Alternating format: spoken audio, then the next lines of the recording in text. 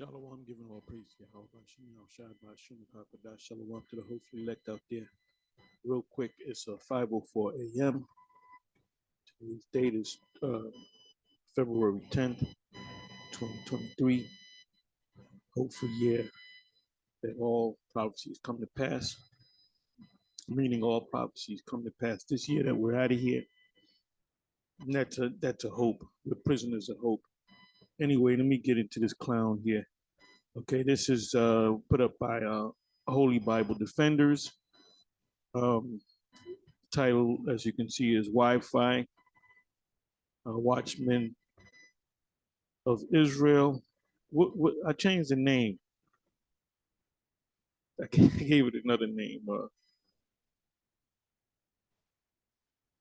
Winging It for Israel.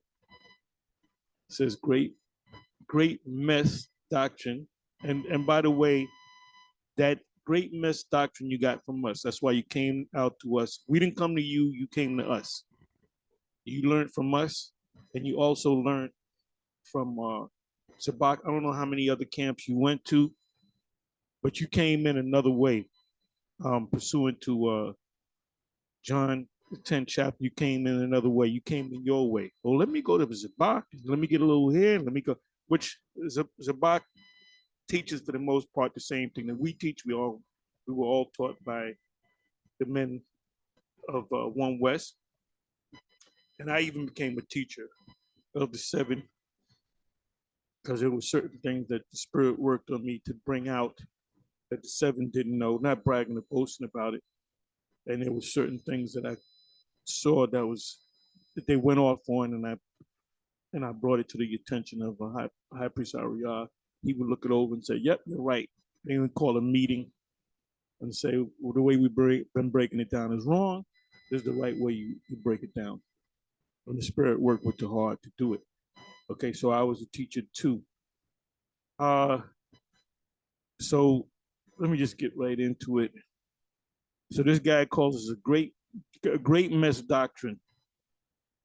What you did was everything that you teach, you got from GMS and or you got from Priest Zabak. I guess that's his title, Priest Zabak. With Priest Sabak, we love Priest Sabak. You know, he's a brother. He goes off on a certain amount of things, but he's out there diligent for years. So, you know, we love that brother. Just in case he thinks different, we had a shaky thing back years ago, but we love the brother. We pray that he make it, man. You know. So where did it? And I don't know how many other camps this guy went to. And see, had we known that he was kind of coming around us, and then he would kind of go around. And this is what FOPI did. You know, FOPI for our people edification. They're completely lost. They're lost to the point. They're lost to the point where they don't even deal with the 12 tribe sign anymore. All right, because they came in their own way. They kind of went. They were kind of with Barak, then they were kind of with 14th Street Israel. Then I think they were with Zabak, where all of those camps have the so-called Latin tribes, you know, in them. So they just kind of got a couple of different doctrines here and there from different former One Westers, and kind of remixed it like you remixed it. Do you know what a mess you made with attempting to break down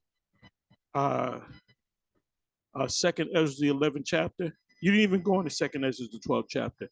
How in the fuck did you get France and America and Spain in that is beyond reason. The scripture says in St. John 10, come through the door. Now people are saying, see, they're saying that GMS is a door. No, the door is Yahweh Shai. We are the doorkeepers. We are the ones that lead you to the door. When you come up and learn this, all the men that came in that are members of the GMS that became great teachers, men that came in under GMS that were not a part of One West, these are great teachers. And I can give you a laundry list of the brothers out there, great teachers, and guess what? We all teach the same thing. We all teach the same thing. So this clown right here remind me of the song by Alexander O'Neal. Every time I go to say Alexander O'Neal, I'll say Alexander Hamilton. I mean Alexander O'Neal. Anyway, he did a song called "You're a Fake." Hey, you got to listen to that song. It's called "You're a Fake," and that's what you are. You're a fake. You're a fake prophet. You're winging it. The wingmaster, winging it for Israel. So this guy, he blunders again, makes another blunder. And I was just watching the video that Apostle Gabar went into. He went into a little bit more detail dealing with Galba, Ortho, Vitalis, and Vespasian, which in history is known as the year of the four emperors, and it was really a year and a half, because the span from Galba, Ortho, Vitalis, and Vespasian, that was a year and a half. It was 18 months.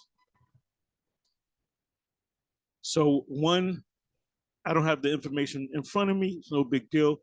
I believe the first one ruled for 8 years, if I'm not mistaken. Then the other was, I believe, 4 years, and then the other was 7 years, something like that. So not one of those three ruled for a solid year. So really it was a year and a half, 18 months. And then Vespasian came on the scene. And that's found in Second Ezra 11 chapter, around about the 26th verse. I'm not going to bring it up. You can watch Apostle Gabar's video, and he went a little bit more. He went more into detail than I would, because I hadn't broke this down in what is this? I hadn't broke this down. I believe it was 2014, 2015, around there. So we're talking 15. We're talking what? We're talking what? 8 years, something like that. 7, 8 years, depending on when we actually did it. We did a complete breakdown of both Second Ezra 11 and Second Ezra 12. You attempted to break it down, and you just winged it like you always do. Anything that you get right, you got it from either us or you got it from Priest Zabak. Now, the reason why you teach that the MOTB, whatever the hell you teach, or whatever garbage that you spew out of your mouth, you pretty much went with Zabak. I like the fact that GMS is teaching this way. I'll get all the Revelation 13. I'll get that from GMS. Revelation 17. I'll get that. And Revelation 17, the 7 heads. You went off on that. You said Russia was one of them. Russia was not one of them. Now Russia is mentioned in Revelation 13, but Russia is not mentioned in the 7 heads. Russia has never joined forces. In a way, they did in World War II for a brief time, but then you had NATO, which was set up after World War II.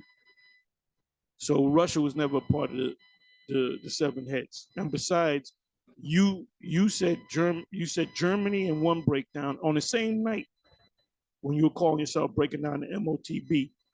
You said Germany, and then you mentioned France, Spain, and then you came back and then you said Germanium Major and Germanium Minor. What camp broke it down that way? Germanium Major and Germanium Minor. Did IUIC break it down that way? No. IUIC teaches that Russia is a part of it. And they mention German, not Germany. They don't mention Germanium Major and Germanium Minor. Zabak, I believe, doesn't mention, matter of fact, I know he doesn't mention Germanium Major, Germanium Minor. You said that like you some top scholar / prophet. You got that from us. You were winging it, man. That's what we call you, the wingmaster, winging it for Israel. Okay, and this is what happens when you come against true men of the Lord. I say that humbly, true men of the Lord, hopefully. But that's what happens when you come in, you don't come through the straight gate, you don't come through the door, you climb in some other way. Oh, I'm gonna take a little here, I'm gonna take a little there. When you teach the Sabbath, I bet you can correct me if I'm wrong. I bet you teach Friday sundown and Saturday sundown. Did you get that from us? No. We teach it based upon the new moon, which makes all the sense in the world. So if that's the case, you teach Friday sundown, Saturday sundown, you got that from Zabak. Like I said, Zabak is a beautiful teacher. We love that brother. All right. He just goes off on a couple of things. Just like UIC. The new moon is a full moon. Are you teaching that? Anyway, you make a statement here. You put your foot in your mouth again. Let me let you hear it. This is starting at the 34-second mark of a 24-minute, 33-second video put up by Holy Bible Defenders, Wi-Fi Watchman of Israel says, great mess doctrine, which is total disrespect. You totally disrespect your teachers. See, we honor our teachers. Our high priest Ariah and the rest of them, we honor them. And we were the ones that introduced you to them. We knew them personally.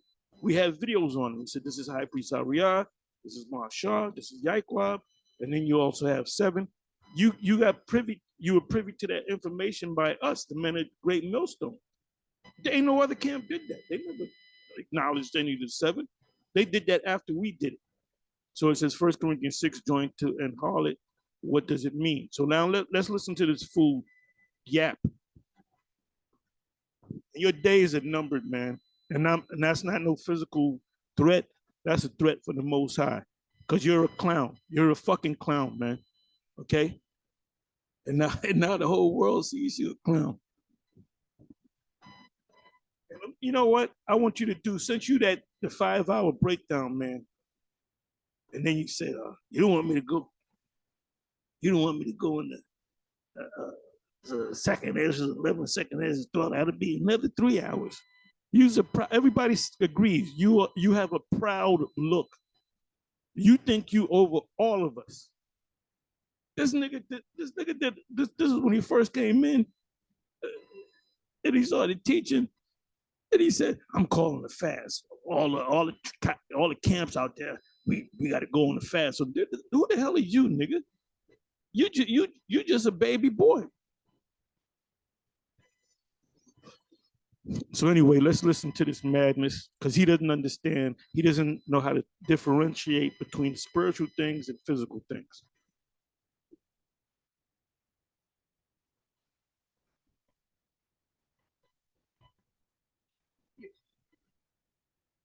So we're addressing right now prostitution.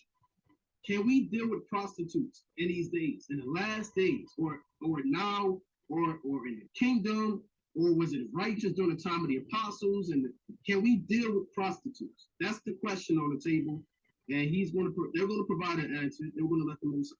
Okay, now, I'm gonna just use one example. Yes, we can. Samson dealt with one. Judah dealt with one that played the harlot. She played the harlot, meaning she was a harlot. She got paid for having sex with a man. So you can be a harlot one time and then go back to be a straight up woman. Now there's a scripture where the Most High commands a prophet to go and get a prostitute.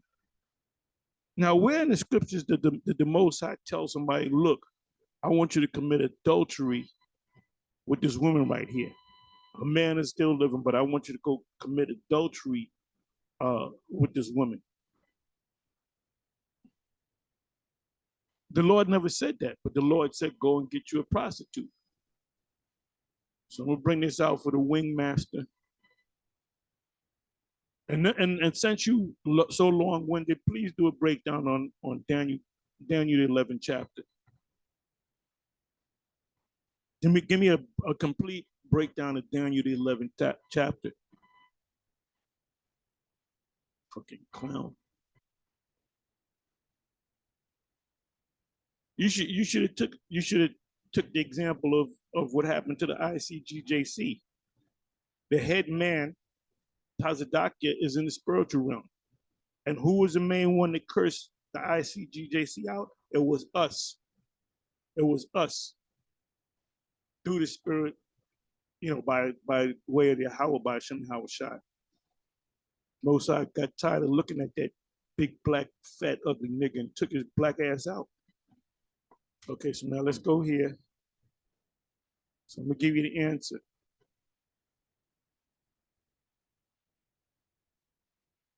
Not that I go around and sleep with prostitutes, but I have. Okay, big deal. Okay, okay, let's go to Hosea. Really, you want to read Hosea 1, you read the whole book of Hosea.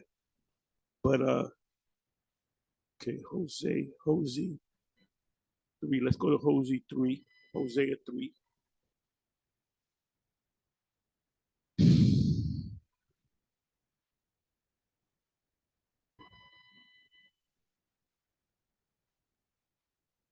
Wait for this to pop up.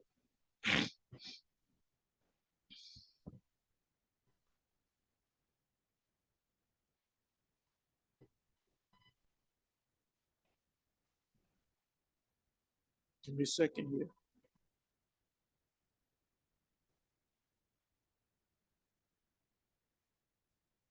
All these tabs work pretty fast, but for some reason, Blue Letter lately's been loading up slower than usual. Let me cut some of these tabs here. Okay, boom. Boom. See, if this guy never saw any of the YouTube videos of the Israelites, he would have been doing what he was doing in the past, snatching purses, stealing hubcaps off of cars. You're a real clown, man. Come on now. All these other tabs work perfectly, except for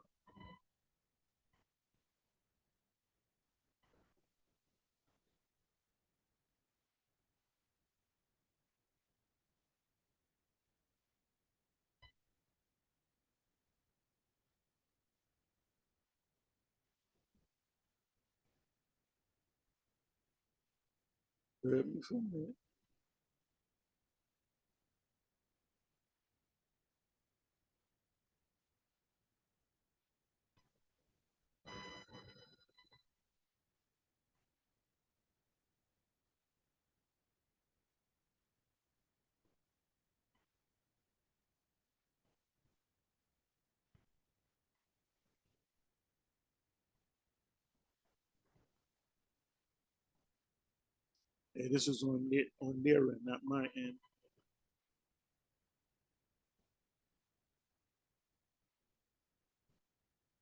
I think because we don't get Blue Letter donations, they're gonna make it hard for us. Here it comes.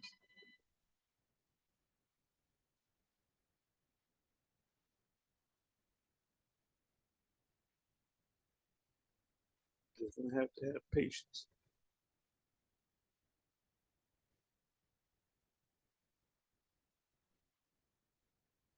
Oh, and then he opened up the 5-hour extravaganza breakdown, saying that we were mad.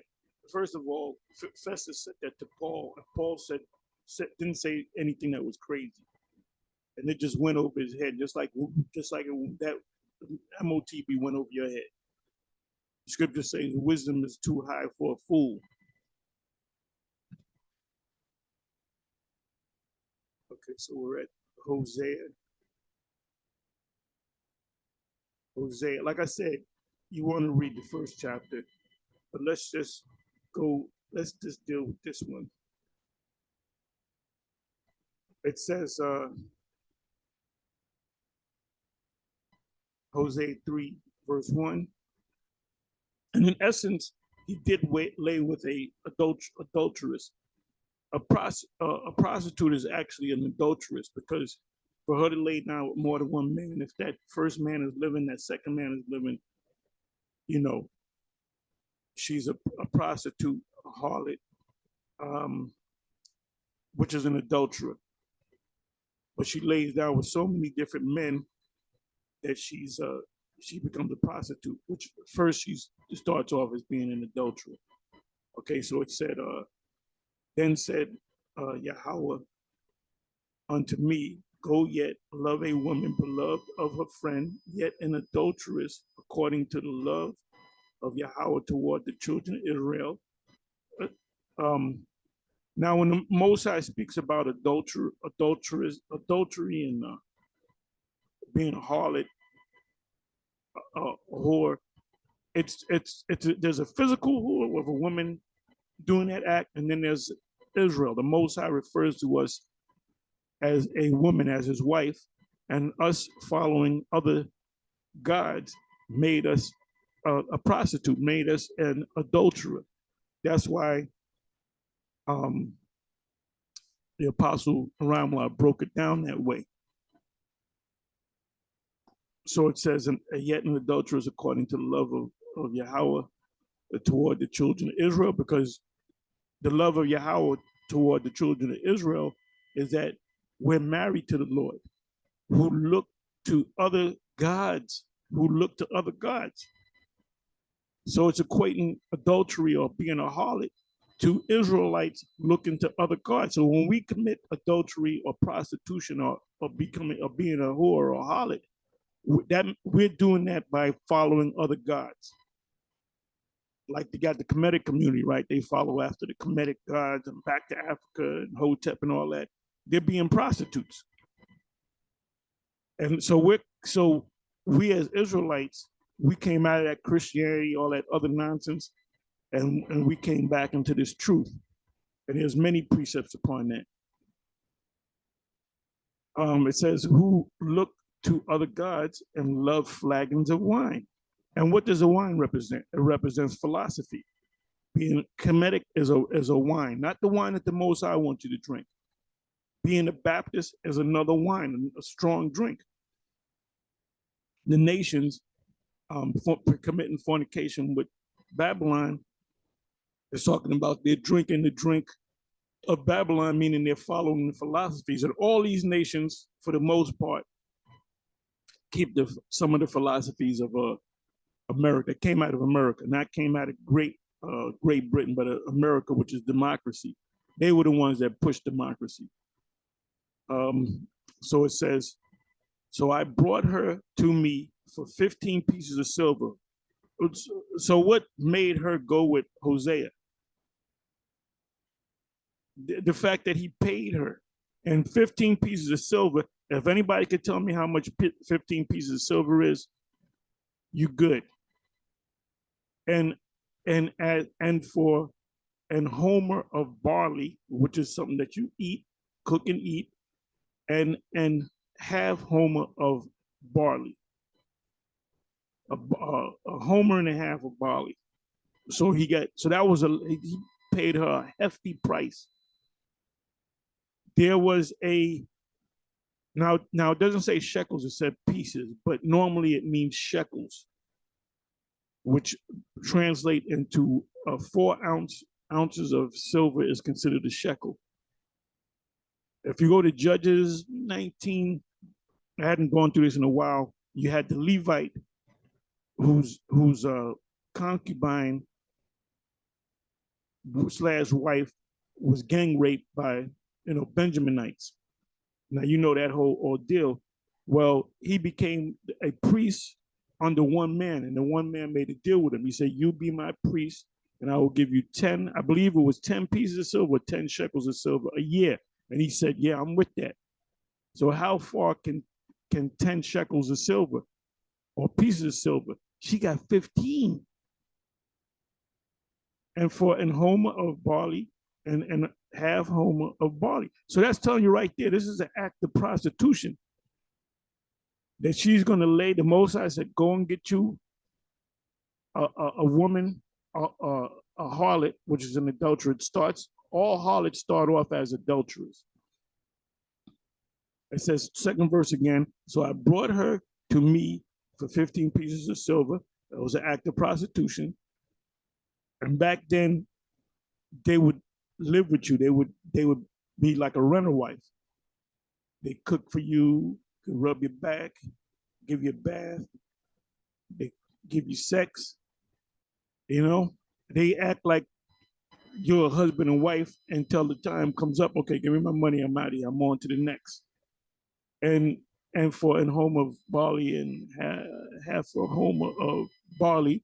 And I said unto her, thou shalt abide for me many days. Didn't tell you the amount of days, but he locked her in. He said, you're going to be my personal wife, renter wife, for let's say 15 days or 20 days. They made a deal. It says, and I said unto her, thou shalt abide for many days. Thou shalt not play the harlot because I'm renting you out. So you can't be getting no side money with another nigga. And thou shalt not be for another man.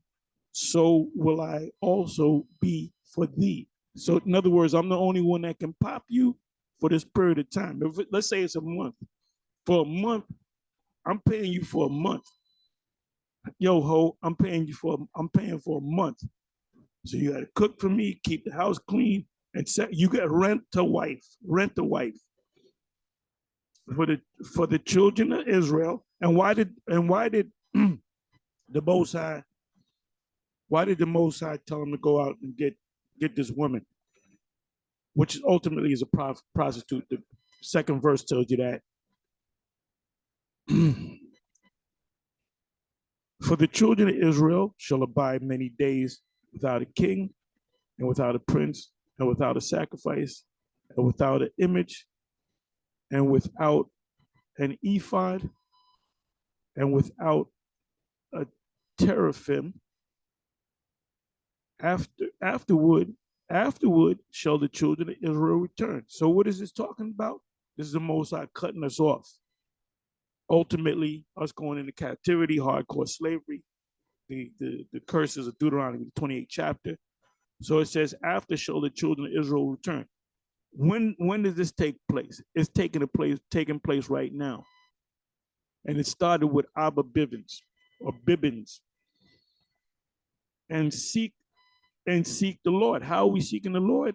By reading the scriptures, by, ultimately we keep the laws as well, but by getting a spiritual sense of the Most High, by connecting to him by saying that we are your children, we are the Israelites. And see, the rest of the nations, they're mad at that. And behind the scenes, the super elite know that we're the people. They knew that we were the people. They were the ones that put us into slavery. They knew that they were putting Israelites into captivity. I'm talking about the elite. It said, afterward shall the children of Israel, Yasha Allah, return. This is Ezekiel 37, and seek Yahweh. How should they seek Yahweh? By studying the scriptures, by identifying themselves as being Israel. As I said, and David their king. They shall appoint themselves one head, Hosea 1. That's why I said read Hosea 1. And by the way, when you read Hosea 1, it tells you that Hosea had children, okay? And David their king, and shall fear Yahweh and his goodness in the what? In the latter days. What does it mean by latter days? It's talking about now, the end of this man's system. At the end of this thing, the Most High is going to tap us in the brain, wake us up, and connect us with being the Israelites and our true God. And that includes a name. Most High is going to give us all of this and not give us a name. That don't make no sense. So here it is. Here it is. Let me give you another. I believe that's Judges 13, if I'm not mistaken. Judges 13. Let's see if I'm correct.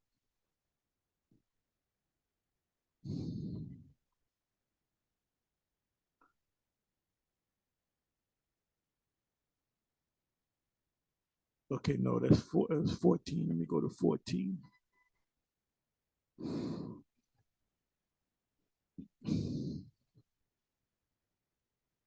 Okay, here it is. Samson's marriage. I believe this is it. Judges 14:1. And Samson went down to Timnath and saw a woman in Timnath of the daughters of the Pharisees.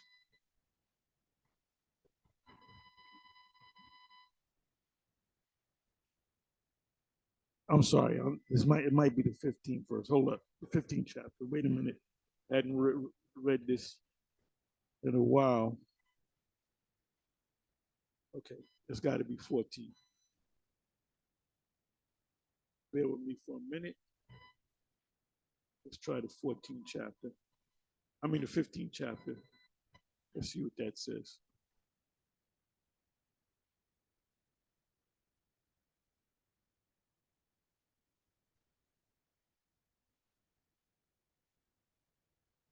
Let's try this.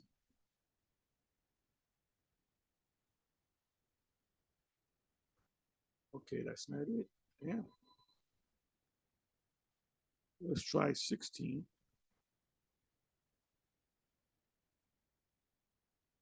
Okay, this is it. I got it. Samson's weakness. Judges 16:1. Then went Samson to Gaza and saw there an harlot and went in unto her. Now, why didn't the Most High take his power from him for laying with a harlot? Because he didn't break no laws.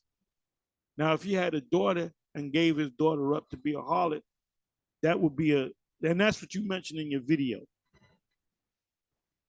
Okay, and it was told the Gazites, saying, Samson is come hither, and they compassed him in and laid wait for him all night.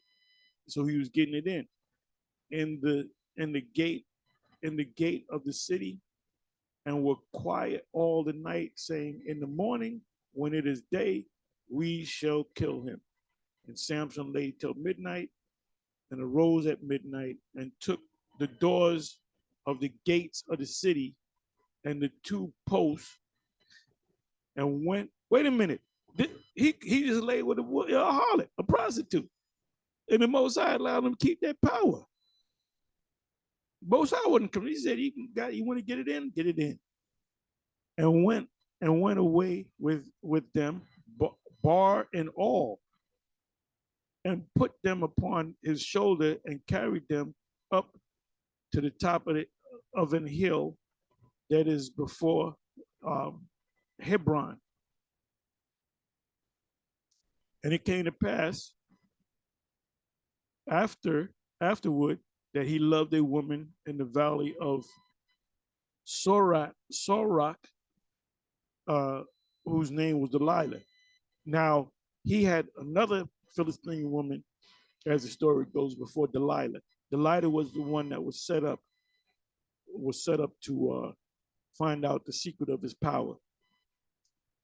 And he didn't. And he eventually told her, because she vexed him. He eventually told her, and she told the Philistines, because the Philistines set her up. Get the secret of his power. And then she said, first he said, if you take a weaver's beam and you weave it in my 7 locks, I have no power. So she did it, and he should have woke up to that. And she says, the Philistines are coming. He gets up, and I believe she ties him up, and he breaks the thing. And then she said, you ain't telling me the truth. You got to tell me the truth. Eventually, he told the truth. My hair, because she was a Philistine, a Hamite. So she didn't understand the law of the Nazarene. And he didn't lose his power. His power was not in his hair. His power was in the vow. In Numbers, it tells you about, all throughout the scriptures, it tells you about a vow. If you make a vow between the Most High, to the Most High, keep the vow. It says, so this is the point. It says, then went Samson to Gaza and saw there a harlot and went in unto her. So he had that was a prostitute. That's why prostitution is the oldest religion. The oldest religion. Yeah, it is religion. It is religion. Oldest profession in the world. So let's look up the word harlot.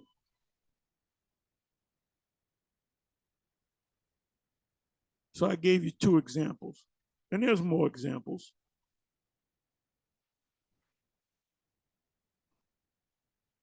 Okay, the word here is is uh Aisha, or it should be Ayasha. Ayash is man, and Ayasha would be the feminine form of man, which is a woman. But here they leave out the Ya, which is supposed to be over here, and they say Yasha. Now I asked this Arab guy, how do you say woman in Arabic? And he said Aisha. So that show you that Arab Perlman, what's his name?